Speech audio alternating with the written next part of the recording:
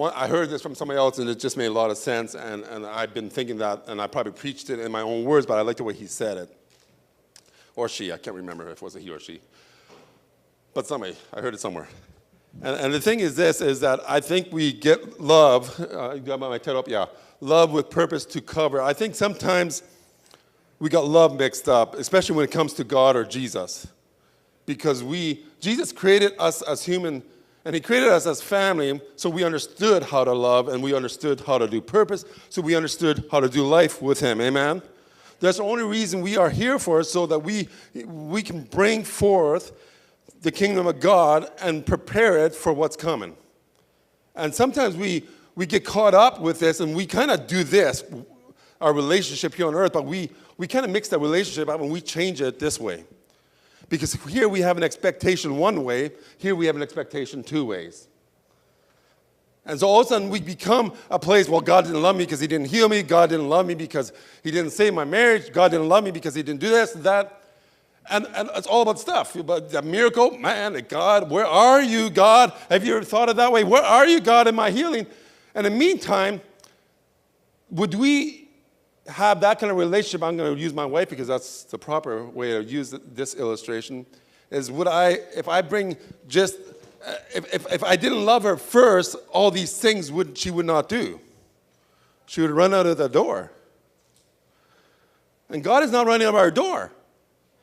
But we're still expecting him to do without love, without purpose, without destiny. We expect it to come in our hands, and we think that's God's love. And so this person said that if you truly love God, you love him for who he is, and then he will give according to who he is. Amen? And sometimes we get so caught up with these promises of God. They're fine, they're great. Between my wife and I, there's promises. But if I didn't love her, those promises wouldn't happen. If I didn't love her first, or she didn't love me first, because she could have ran out of my door many times, because I'm a pretty good kind of person. I'm hard to get along with sometimes. And she still puts up with me. And you know what? God thinks sometimes, he probably says, still looks at us as sometimes, man, you guys are hard to get along with. Oh, man, I thought you'd get it by now. And we are that way in human nature, aren't we? We have such a hard time. And if this is an example of God's kingdom, then we're doing this wrong. We're taking, but we're not giving. And we're taking that is not takeable because it can't be.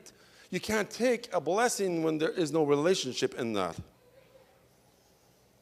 So my wife and I relationship work is because we truly do love each other, and we truly give ourselves because of that love.